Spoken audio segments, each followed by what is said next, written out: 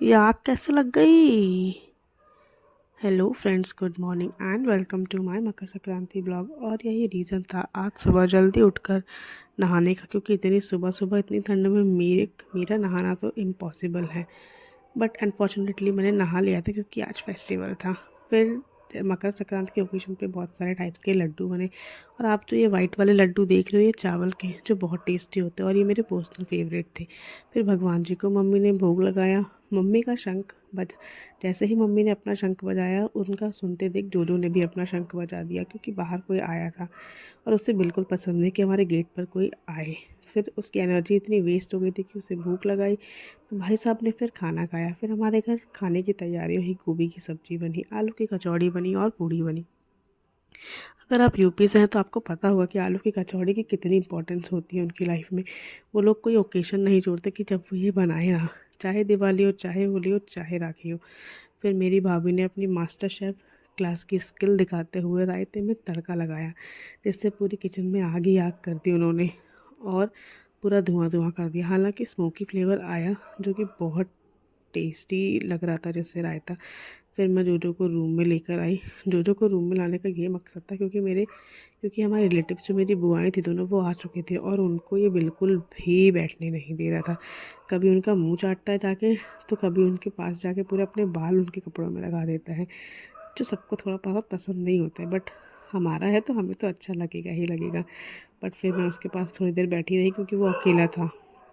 बस थोड़ा देर उसको ऐसे ही पैम्पर करती रही, तब तक मेरे पापा आ गए। पापा आके आने के बाद हमारा फिर खाने का प्लान हुआ, खाने की तैयारी हुई। खाने में मस्त आलू की कचौड़ी, पूड़ी, गोभी की सब्ज़ी, रायता था। फिर हम सब ने मस्त बातें करते हुए खाना खाया। और मम्मी और बुआ पापा लोग जब मिलते हैं तो सारे बचपन के पिटारे से लेके अब तक की सारी बातें होती हैं। फिर मम्मी ने एक आज नई चीज़ बनाई थी। मम्मी ने बाजरे के आटे का कुछ ऐसा मीठा सा बनाया था, जो बहुत टेस्टी लग रहा था। खाने पीने के बाद हम सब छत पे आकर बैठ गए थे। छत पे भी हमने खूब बातें करी और पीछे पीछे हमारा जोजो भी आकर बैठ गया था। उसके बाद हमने सोचा कि मकर संक्रांति का ओकेशन है तो पतंग भी तो उड़ानी चाहिए। हालांकि मुझे पतंग उड़ानी आती है नहीं, बट मेरा भाई बहुत अच्छी उड़ाता है।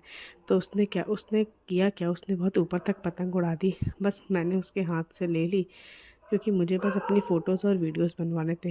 हालांकि तो हाँ जी हाँ, ये मैंने पतंग नहीं उड़ाई थी, ये मेरे भाई ने पतंग उड़ाई थी, जिसको बस मैंने पकड़ के रखा था क्योंकि मुझे वीडियो बनवानी थी। अगर आप लोग भी कंटेंट क्रिएट करते हो तो पता है कि हर चीज़ डालना ज़रूरी होता है।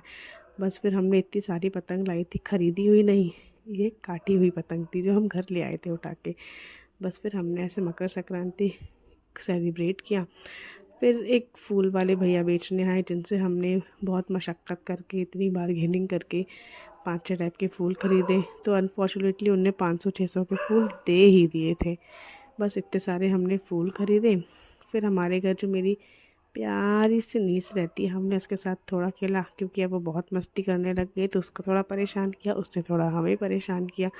बस फिर क्या था, मकर संक्रांति पे लड्डू ना खाए, उसके बिना तो मकर संक्रांति अधूरी रहती है। बस फिर मैंने लड्डू खाया बेसन का, तिल की पट्टी खाई, जो कि बहुत टेस्टी थी। तो आप सबका मकर संक्रांति कैसा रहा, बताइएगा। हैप्पी मकर संक्रांति। और अगर आपको ये वीडियो पसंद आया हो तो please like, share and subscribe to my channel.